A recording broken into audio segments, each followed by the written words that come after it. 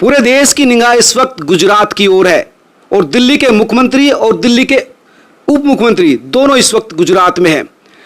आम आदमी पार्टी इस वक्त मेहनत कर रही है किसी भी तरह से गुजरात में राजनीतिक जमीन पैदा करने के लिए। वहीं दिल्ली में उनको लेकर बीजेपी और आम आदमी पार्टी में घमासान है। गुजरात में इस बार क्या होगा, इस पूरे मामले पर बात करने के लिए मेरे साथ है राजनीतिक विशेषज्ञ अवधेश कुमार जी। उनसे जानेंगे कि गुजरात में 2022 में क्या होने वाला है, क्या हो सकता है और क्या क्या संभावना है। सर, 2022 बड़ा कन्फ्लिक्ट पैदा कर रहा है गुजरात की धरती पर।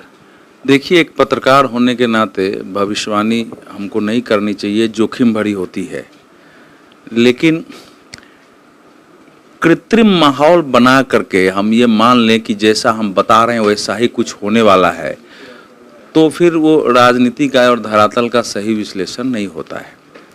यह बात सही है कि इस समय देश के कई राज्यों में अरविंद केजरीवाल की व्यक्तिगत और आम आदमी पार्टी की थोड़ी लोकप्रियता बढ़ी है। पंजाब का परिणाम हमने देखा है। गुजरात में भी पिछले नगर निकाय चुनाव में सूरत में उनको सफलता मिली थी और कई जगह वोट भी आए थे, तो उत्साहित होना और स्वाभाविक है। चूँकि इस समय कांग्रेस लोकप्रियता क्षरण की ओर बढ़ी हुई है, लगातार अग्रसर है और केंद्रीय नेतृत्व एक प्रकार से दिशा भ्रम के शिकार में है, स्वयं असुरक्षा बोध से ग्रस्त है और पार्टी को संभाल नहीं पा रहा है, जिसको सोनिया गांधी परिवार हम लोग बोलते हैं। सोनिया गांधी परिवार कांग्रेस को संभाल नहीं पा रही है। हालांकि अब पूरे उठक पटक चली है और अगले 20 दिन में नया अध्यक्ष मिल सकता है, ये भी जो सूत्र बता रहे हैं। तो कांग्रेस में राज्यों में ऐसे नेतृत्व सोनिया गांधी परिवार नहीं देने की स्थिति में है जिससे उनको चुनौती मिले। वही स्थिति पंजाब में हुई तो राज्य में भी बेहतर नेतृत्व नहीं खड़ा हो रहा है। जो उस परिवार का निष्ठावान है वही राज्य का नेतृत्व भी संभाल सकता है या पार्टी में रह सकता है। तो आप बता रहे हैं कोई भी अध्यक्ष होगा, मुझे नहीं लगता है कि राहुल गांधी के अलावा किसी को शायद बनाया जाएगा अध्यक्ष। जो नहीं, सुनने में आ रहा है कि राहुल ने मना कर दिया, सोनिया गांधी फिर से रहेगी और 2 उपाध्यक्ष उसी परिवार में रहेगा, ये सोनिया गांधी ने साफ कर दिया था। तो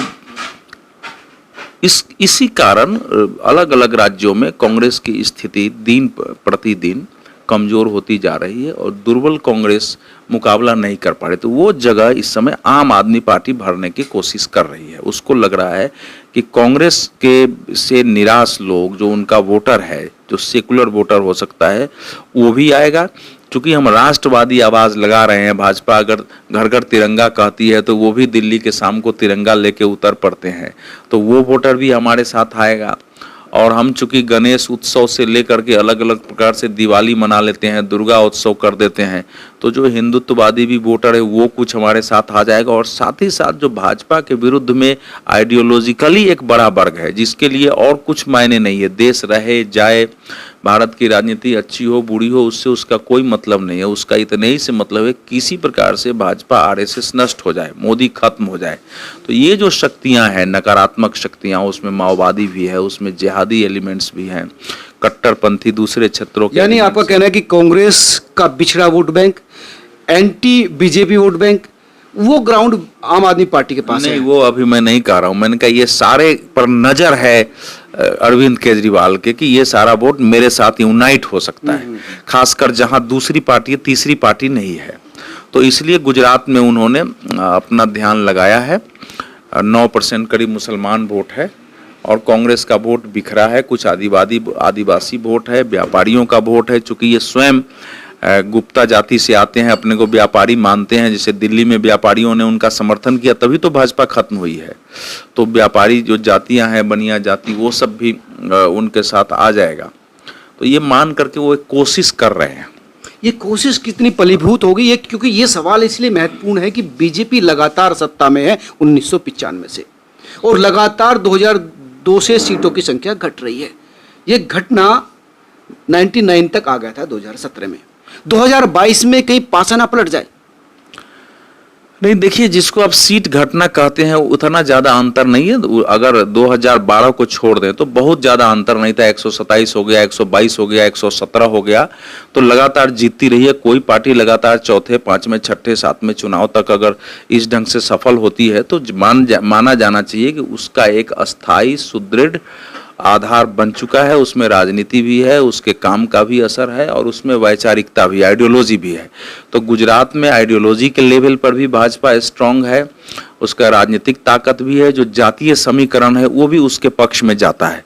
और नरेंद्र मोदी की लोकप्रियता अगर संपूर्ण देश में है, सारे सर्वे ये बताते हैं कि नरेंद्र मोदी पूरे भारतवर्ष में लोकप्रियता है, तो वो अपने राज्य गुजरात में अलोकप्रिय हो जाएंगे, यह तो माना नहीं जा सकता है। यही गुजरात का ही तो दम है कि आज प्रधानमंत्री है दूसरी बार। तो इसीलिए विधानसभा चुनाव में ठीक है कि विधानसभा के नाम पर वोट मिलता है, लेकिन उसमें केंद्र की भी भूमिका है और नरेंद्र मोदी की भूमिका है।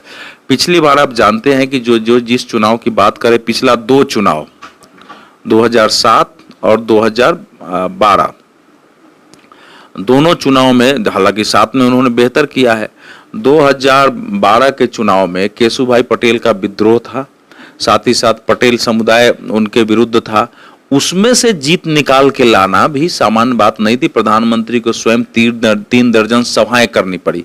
तो जब 2012 में एक पूरी जाति के विरोधी हो जाने और पार्टी के एक बड़े स्टालवार्ट के विद्रोह में चले जाने के बावजूद अगर उसमें से वो विजय निकाल लाए हैं, तो ये मानने का कोई कारण नहीं है कि आगे वो विजय क्या पाटीदार अब साथ हैं? अब ये कैसे कह सकते हैं कि पाटीदार समझ गए, पाटीदार साथ है? क्योंकि आम आदमी पार्टी भी खुद और कांग्रेस अब तो पाटीदार नेता को भी अपने साथ जो था उसको मिला लिया, बीजेपी के जो लड़का आया था उसको भी मिला लिया। तो क्या लगता है कि पाटीदार के बीच इतना वो डिवाइडेशन नहीं होगा? देखिए, पूरा वातावरण देना पड़ता है कि आखिर पटेल जिसको आप पाटीदार कह रहे हैं, उनकी अपेक्षाएं क्या हैं, उनका जातीय चरित्र क्या रहा है, राजनीति में वो किस आधार पर पार्टियों को अभी तक समर्थन देते रहे हैं, वो भविष्य की दृष्टि से क्या देखते हैं। इस समय गुजरात के मुख्यमंत्री भी पटेल हैं, तो आपको नहीं लगता है एक पटेल जो है पहले मुख्यमंत्री थे, उनको भी बैठाया नहीं है, उत्तर प्रदेश जैसे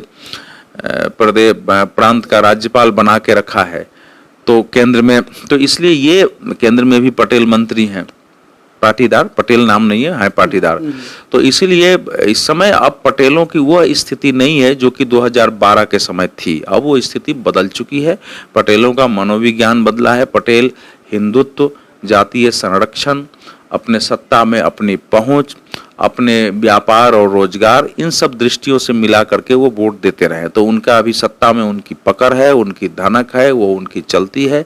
उनको कोई कठिनाई नरेंद्र मोदी के शासन में नहीं है, उनको राजनीतिक रूप से महत्व भी मिलता है, इसलिए पटेलों के विरोध में जाने का कोई कारण ही नहीं है। बाकी कोई भी जाति 100% किसी भी पार्टी के साथ नहीं जाती है। अगर बिहार और उत्तर प्रदेश में यादवों को थोड़ा छोड़ दीजिए, उसमें भी 1-2% चले जाते हैं। तो पटेलों का अगर 70% मत बीजेपी को आता है, जिसकी पूरी संभावना है। देखिए, अरविंद केजरीवाल का पंजाब में सफल होना, दिल्ली में सफल होना, इसका ये मायने नहीं है कि गुजरात, मध्य प्रदेश जैसे जटिल राज्यों में सफलता मिल जाएगी। वो एक मीटिंग कर रहे थे, उस मीटिंग में उन्होंने कहा कि क्या गुजरात के लोगों को फ्री बिजली नहीं चाहिए? हॉल में लोगों ने कह दिया नहीं चाहिए, अगर आपको वो दृश्य याद हो तो वही नहीं चलता। कोशिश पूरी है। भारतीय जनता पार्टी में एक विक्षुब्धों का वर्ग है जो लगातार रहता है। वो विक्षुब्धों का वर्ग जो है वो उस पार्टी के साथ जाता है, उसको टिकट मिल जाती है। अरविंद केजरीवाल का कोई पार्टी स्ट्रक्चर कहीं नहीं है। उनको कांग्रेस से जो विक्षुब्ध आएंगे, जो भारतीय जनता पार्टी से विक्षुब्ध है, जो पुराना जनता पार्टी या जनता दल का जो वो चल रहा है, उसके विरोधी है, इन सबको मिला एंटी बीजेपी। लेकिन उनका तो कहना है कि हम क्योंकि गुजरात में अच्छा कर रहे हैं, इसलिए हमारे पीछे CBI ED लगा दिया गया। नहीं, अब इस पर तो CBI ED लगा दिया तो केजरीवाल जी के विरुद्ध लगना चाहिए। जिस विषय पर CBI ने छापा मारा है, कोई भी देख सकता है कि जिस ढंग से नई शराब नीति या नई आबकारी नीति बनी थी, उसमें कानून के, उसमें प्रावधानों का उल्लंघन तो है ही है, लेकिन ऊपर से देखने से ही लगता है कि बगैर भ्रष्टाचार के इस प्रकार की नीति कोई बनाएगा? क्योंकि 2.5% से आखिर शराब बेचने वाले एजेंट का कमीशन आप 12.5% कर देते हैं। रात के 3 बजे तक आप शराब परोस सकते हो, खुले में शराब परोस सकते हो। यहाँ तक कि आपने 32 जोन बना दिए, 16 को आप दे देते हैं, उसमें ब्लैक लिस्टेड कंपनी तक को प्रोविजन मिलता है। शराब बनाने वाली कंपनी ही शराब की गुणवत्ता की भी जांच करेगी।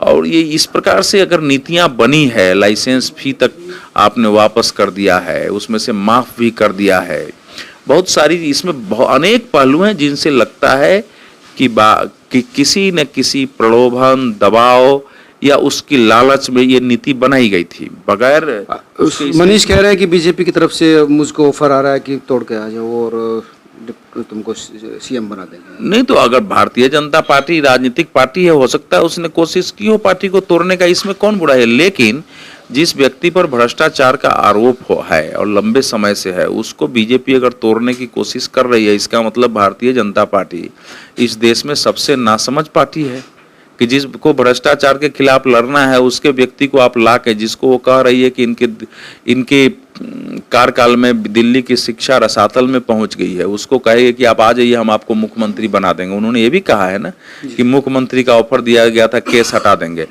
ये बयान केवल इसको साबित करने के लिए है कि दरअसल भारतीय जनता पार्टी राजनीतिक रूप से दबाव बनाने के लिए राजनीतिक लाभ और हानि की दृष्टि से सीबीआई का उपयोग कर रही है। इसमें सच्चाई नहीं है, वो इसको प्रचारित करना चाहती हैं, इसीलिए यह बयान दिया है। जबकि गुजरात जाकर दिया है, जबकि नहीं, यहाँ भी दे रहे हैं गुजरात, जबकि गृह सचिव, उनके जो चीफ सेक्रेटरी हैं, मुख्य सचिव ने इसको रिकमेंड किया था, उपराज्यपाल को पत्र लिखा था कि, और उसमें बजाबते सारे पॉइंट्स दिए थे कि कहाँ कहाँ भ्रष्टाचार और प्रावधान कानूनों का उल्लंघन दिखता है। 7 पॉइंट बनाए थे उसने, तो उस सारे दिए थे और उसके आधार पर उपराज्यपाल ने सीबीआई जांच के लिए। मेरा तो मानना यह है कि केजरीवाल जिस प्रकार की राजनीति से आए थे, देखिए भारतीय राजनीति की बहुत बड़ी त्रासदी है और विडंबना भी है कि एक व्यक्ति या एक पार्टी जो कि भ्रष्टाचार के विरुद्ध अभियान चलाकर सत्ता में पहुंचा था, ये कहा था कि हम तो ऐसा लोकपाल लाएंगे जिसको जन लोकपाल होगा, जिसमें किसी पर अगर राजनेता पर आरोप लगा तो जन लोकपाल जांच करेगा और उसको सजा हो सकती है या वो बरी हो सकता है। तो भ्रष्टाचार के विरुद्ध आवाज उठाकर सत्ता में आने वाली पार्टी जो एक एक नेताओं के बारे में जारी करती थी कि कौन भ्रष्ट है, उसके प्रमुख नेता आज भ्रष्टाचार में फंस रहे हैं। अगर इतने ही पाक साफ थे तो आज तक सत्येंद्र जैन को कोर्ट से क्यों नहीं बेल मिला है। अच्छा, कांग्रेस की जो गुजरात की बात करें तो उसके पास दलित है, मुस्लिम है, 9% अब मुस्लिम है, क्षत्रिय उनके साथ समझे जाते हैं। तो ऐसी हालातों में जो जातीय जो समीकरण उसका था, ऐसे तो कांग्रेस को आप कमजोर नहीं आंक सकते गुजरात में। नहीं, गुजरात में कांग्रेस तो है नहीं, कमजोर आंकने का सवाल नहीं है। कांग्रेस के अनेक प्रमुख नेता भारतीय जनता पार्टी में जा चुके हैं, विधायकों तक ने पाला बदला जिसके कारण उपचुनाव तक हुए हैं। तो कांग्रेस लगभग ध्वस्त है। कांग्रेस इस समय निराशा हताशा के दौर में है। कांग्रेस का कहीं भी पूरे देश में कोई वैचारिक दृष्टिकोण नहीं होने से लोग भ्रमित हैं। देखिए, कांग्रेस विचार, व्यवहार और नीति तीनों के स्तर पर दिशा भ्रम का शिकार है। जब समझा जाता था कि मुस्लिम, आदिवासी, मैं समझ गया, दलित, ये तभी आएंगे। देखिए, ऐसा है, कोई आपके पास तभी आएगा जब आपके पास शक्ति होती है, आपके पास चेहरे होते हैं। जब सब लोग लगातार देख रहे हैं कि कांग्रेस गुजरात में तो क्या अब देश से खत्म हो रही है कांग्रेस, तो उसके साथ कोई क्यों जाना चाहेगा। स्थानीय स्तर पर 2-4-5 उम्मीदवारों के साथ तो चला जाना है, या जिसके पास कोई विकल्प नहीं, जिसको हर हाल में भाजपा के खिलाफ मत देना है, उसको कोई विकल्प नहीं मिल रहा है, या ऐसे कुछ लोग होते हैं जो पार्टी के कट्टर समर्थक या उनके सदस्य होते हैं, वो मतदान कर सकते हैं। आम जनता में गुजरात में कांग्रेस के लिए आकर्षण का कोई आधार है नहीं जिसके आधार पर कांग्रेस कोई उम्मीद गुजरात से कर सके। बीजेपी को देखते, बीजेपी का अगर सीन देखें तो फिर ऐसे हालातों में त्रिकोणीय मुकाबला दिख रहा है या फिर क्या दिख रहा है, मतलब क्या सीन उभर कर आ रहा है सामने? नहीं, त्रिकोणीय मुकाबला किसी किसी सीट पर हो जाए तो हो जाए। अच्छा, राज्य स्तर पर नहीं दिख रहा है? राज्य स्तर पर द्विकोणीय भी हर जगह मुकाबला नहीं होगा, कुछ सीटों पर होगा, कुछ सीटों पर होगा। मेरा अपना आकलन है कि आधा से ज्यादा सीटों पर कोई भी पार्टी बीजेपी को अभी तक, इस समय तक जब मैं आपसे बात कर रहा हूं, चुनौती देने की स्थिति में नहीं है। अगर भारतीय जनता पार्टी कोई गलती करती है, बड़ी गलती करती है स्वयं, तब तो समस्या हो सकती है, या कोई ऐसे इशू जिस प्रकार से कोशिश हो रही है देश में हिंसा फैलाने की, मारकाट कर देने की, या ऐसी स्थिति पैदा कर दो जो बीजेपी उसमें कार्रवाई नहीं कर सके और हिंदुओं को लगे कि भाई भारतीय जनता पार्टी तो सहम गई है, डर गई है, ताकि इसके खिलाफ लोग चले जाए गुस्से में आके इसके कार्यकर्ता। इस प्रकार से किसी चीज में विरोधी सफल अगर हो जाते हैं और भारतीय जनता पार्टी उनका सामना नहीं कर सकती है, तभी भारतीय जनता पार्टी पराजित होगी, अन्यथा भारतीय जनता पार्टी के गुजरात में पराजय का 2017 से बेहतर स्थिति लग रही है। इसके बारे में अभी कहना कठिन है। 2012 की बात आप करें, अभी 2017 से संभव है बेहद, क्योंकि इस समय पटेलों का विद्रोह उस प्रकार से है नहीं। हार्दिक पटेल स्वयं इस पार्टी में आ बीजेपी में आ गया। एक ये जो बिल्किस बानो का मामला है, इसको लेकर बहुत आलोचना बीजेपी की हो रही है। इसका कहना है कि गैंगरेप के जो आरोपी थी उनको इस तरह से नहीं छोड़ा जाना चाहिए। देखिए, इसका दो पहलू है। राजनीतिक रूप से भारतीय जनता पार्टी के पक्ष में जाएगा, क्योंकि लगेगा कि भाई क्योंकि दंगों को लेकर यही आरोप लग रहा है जितने के नहीं, तो ये तो सुप्रीम कोर्ट, सरकार उनकी है। सुप्रीम कोर्ट ने इस मामले में कहा था कि इस पर अगर ये लोग इतने दिनों से जेल काट चुके हैं तो इस पर विचार किया जा सकता है। उसके आधार पर एक कमेटी बनी, कमेटी ने रिकमेंड छोड़ने को थोड़ी कहा था। नहीं, कहा नहीं था, तो विचार का मतलब क्या होता है? तो अगर किसी का जेल में उसके व्यवहार अच्छे हैं, उसकी ठीक प्रकार से उसका व्यवहार रहा है और उसने कुछ ऐसा नहीं किया है जिससे भविष्य में लगे कि उस प्रकार का अपराध कर सकते हैं, उनका बैकग्राउंड उसके पहले के अपराध का नहीं है पारिवारिक, तो ये निर्णय सरकार ले सकती है, इसमें कोई हर्ज नहीं। लेकिन यहाँ दूसरा पक्ष भी है। जिस प्रकार से तीस्ता शीतलवाद के मामले सामने आए हैं कि किस ढंग से वो फेक केस, आप सुप्रीम कोर्ट की एक टिप्पणी का ध्यान रखते हैं, दूसरी टिप्पणी का ध्यान नहीं रखा जा रहा है कि सुप्रीम कोर्ट ने कहा है कि ये लोग गलत तथ्य, गलत प्रमाण ला करके न्यायालय के पास पहुंचते रहे, कोई सबूत इनके पास नहीं था और ऐसे मुकदमे में लाते रहे जिसमें लोगों को आजीवन कारावास की सजा हो सकती है, फांसी हो सकती है। इन लोगों पर मुकदमा चलना चाहिए। तो बिल्किस बानो का पूरा मामला तीस्ता शीतलवाद के ग्रुप में नहीं लड़ा था, तो कैसे स्वीकार कर लें कि वो मामला उसी रूप में रहा होगा? मतलब ये फर्जीवाड़ा, मतलब इस केस के भी हो सकता है। आज तो तीस्ता शीतलवाद का मामला सामने आने के बाद, सुप्रीम कोर्ट की टिप्पणी के बाद जब सब चीजें जांच शुरू हो गई है, तो ये संभव है कि जानबूझ करके बहुत सारे लोगों को फंसाया गया हो, क्योंकि वो तो उनका व्यापार था। उस समय गवाह खड़े किए गए हो, सिखाया गया हो। बेस्ट बेकरी कांड में तो उस महिला ने कहा था कि जो पीड़ित थी कि हमको बता रही थी कि ऐसे गवाही दो। हालांकि बाद में उस महिला को डांट के सुप्रीम कोर्ट ने सजा दे दी थी। जो जाहिरा शेख और उसकी माँ थी, उसने बताया था कि हमको कैसे सिखाया गया, उन पर आरोप लगाया था। तो इसीलिए मैं कह रहा हूँ कि तीस्ता शीतलवाद के आने के बाद तो ऐसे ही सारे मामले प्रश्नों के घेरे में हैं। तो अब क्या लगता है कि 7वीं बार जो वामपंथी सरकार जो बंगाल में आई थी उसका मुका बराबरी कर सकती है? 7वीं बार जीतेगी बीजेपी? अगर इसकी 100% संभावना है भारतीय जनता पार्टी के गुजरात में विजय होने की। और वामपंथी तो इसका असर नहीं पड़ेगा? जो मेहनत कर रहे हैं मुख्यमंत्री दिल्ली, पड़ेगा, उनका असर पड़ेगा, उनको वोट आएगी। हाँ, हो सकता है कुछ सीटें भी आ जाए, लेकिन वो ज्यादातर सीटें ऐसी इसका कहीं फायदा तो नहीं हो जाएगा बीजेपी को? ये नहीं हो सकता है कि भारतीय जनता पार्टी की सीटें ज्यादा वो ले ले, वो कांग्रेस के हक की सीटें ज्यादा। इसका कहीं फायदा तो नहीं हो जाएगा? दो पहले कांग्रेस विपक्ष है, फायदा भी हो सकता है। ये भी संभव है कि जो लोग भारतीय जनता पार्टी को हराना चाहेंगे वो रणनीतिक मतदान करेंगे। वो भाजपा के खिलाफ जो जीतने वाला होगा उसको मतदान करेंगे। ये मुस्लिम क्षेत्रों में होगा, लेकिन और वोट बढ़ भी सकता है कहीं कहीं। धन्यवाद सर। ये थे अवधेश जी, जिनका साफ कहना था कि इस बार 17 जैसी स्थिति नहीं है। अगर देखें तो 17 से बेहतर बीजेपी लग रही है, क्योंकि इस बार पटेलों का विद्रोह उतना तीव्र नहीं है जितना 17 में था। हालांकि आम आदमी पार्टी जो ग्राउंड बनाने की कोशिश कर रही है उसमें थोड़ा वो सफल होती दिख रही है, लेकिन नतीजे दिन बाई दिन बदलते रहते हैं। अब ये देखना होगा कि गुजरात चुनाव जिस तेजी से चल रहा है वो कहां तक पहुंचेगा। नमस्कार। आप इस पूरे मामले पर क्या सोचते हैं वो जरूर मुझे कमेंट करके बताना।